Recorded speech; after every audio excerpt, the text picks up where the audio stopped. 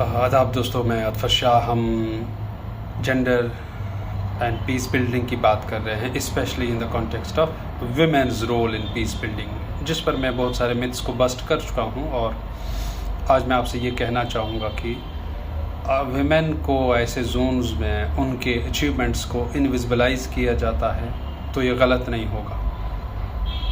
हाँ, एग्जेजरेट भी किया जाता है कई जैसे मैंने कहा कि इन peace building and in conflict resolution कभी कभी तो इतना उनको अनड्यू क्रेडिट दिया जाता है कि उन्हीं की वजह से सारा अमन आया, जबकि अमन का लेना देना, पीस का आना, पीस का ना आना सारा एक पॉलिटिकल प्रोजेक्ट है। ये हमें समझना चाहिए। लेकिन उनकी जो एफर्ट्स होती हैं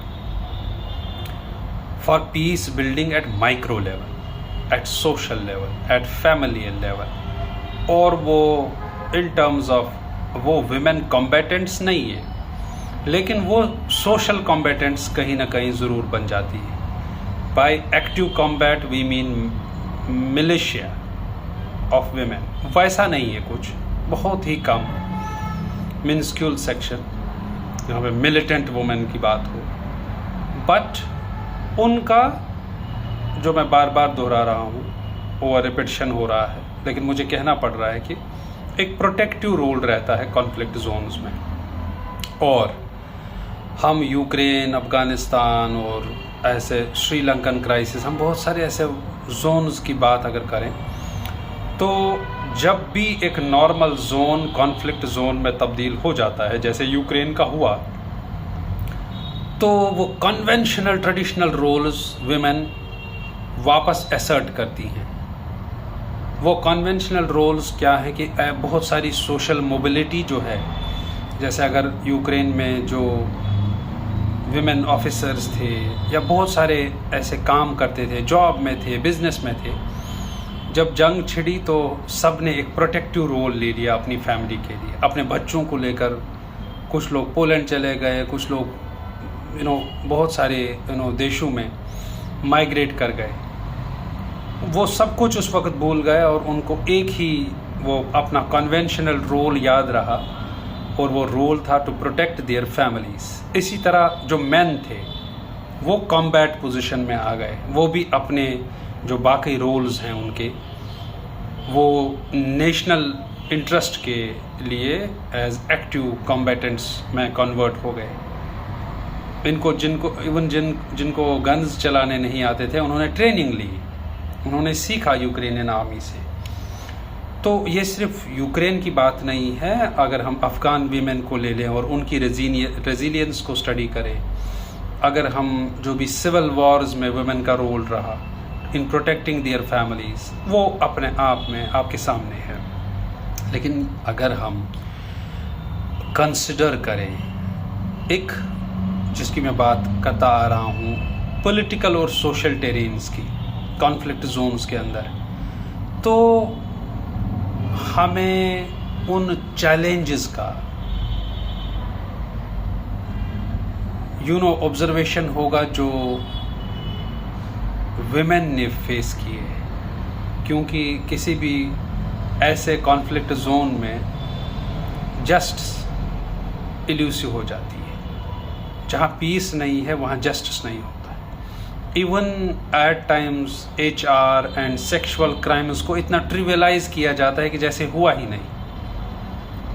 बड़े बड़े इवन ट्रेजेडीज को, बड़े बड़े क्राइम्स को बहुत मामूली छुटपुट क्राइम्स बताया जाता है, क्योंकि जहाँ पे जानें ली जा रही हों वहाँ पे सेक्सुअल क्राइम एक छोटी चीज़ लगती है, वहाँ पे असॉल्ट एंड रेप छोटी चीज़ लगती है, जहाँ पे लाइसेंस टू किल हो वो बहुत ही छोटी चीज़ लगती है। देयरफॉर एक जेंडर्ड लेंस, एक फेमिनिस्ट लेंस बहुत ज़रूरी है, इसलिए कि हम कॉन्फ्लिक्ट्स को एनालाइज करें और उन कॉम्प्लिकेटेड चैलेंजेस को, और जो उनकी वजह से इम्प्लिकेशंस आती हैं सोसाइटी में जेंडर पर, विमेन पर, चाहे ड्यूरिंग वॉर, चाहे वॉर से पहले, चाहे वॉर के बाद।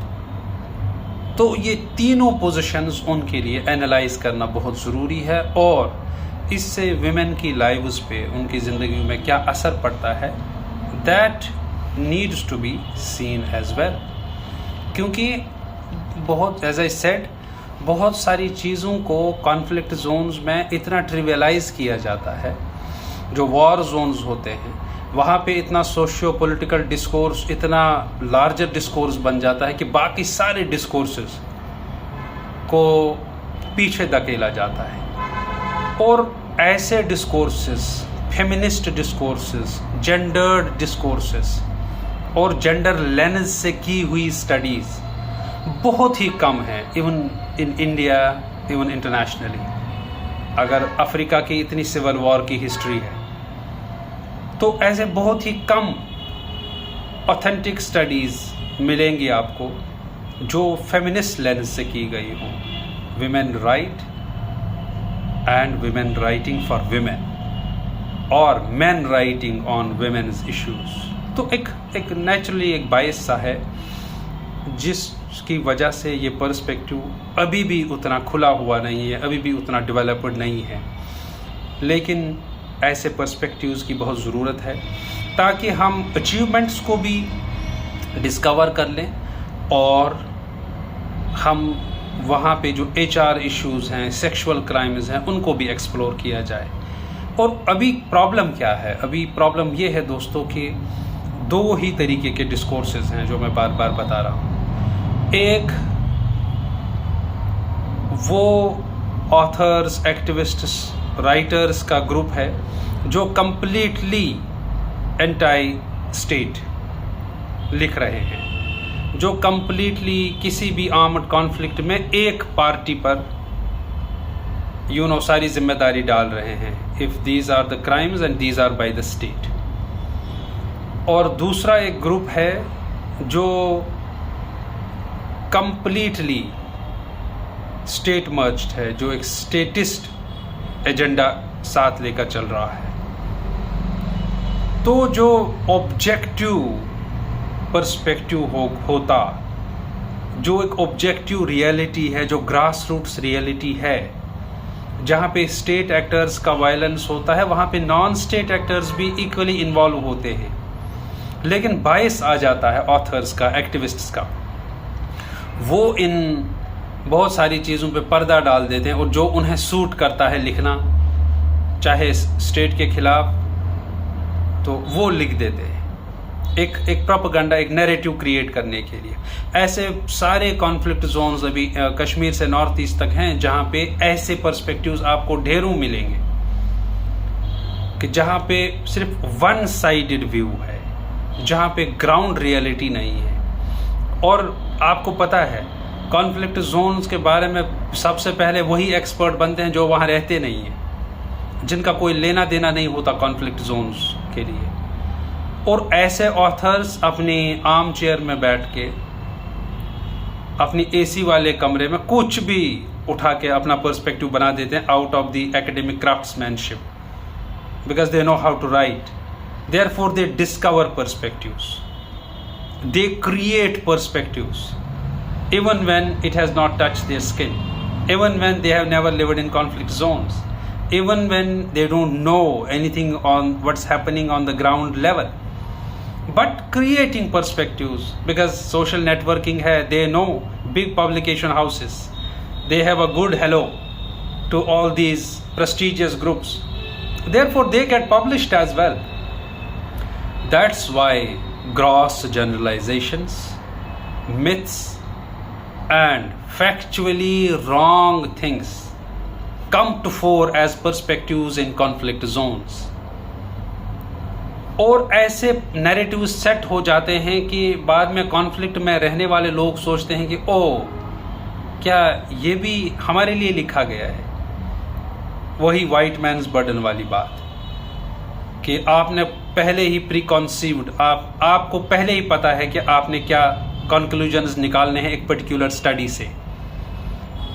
उसी से that defeats the actual goal of exploring conflict zones. And when it comes to, again मैं वाइंड अप कर रहा हूँ, when it comes to analysing women's perspectives, that can only be studied via employing a gendered lens. एक gender lens चाहिए, एक feminist lens चाहिए। और आप या तो पूरा स्टेट पर डाल रहे हैं या तो पूरा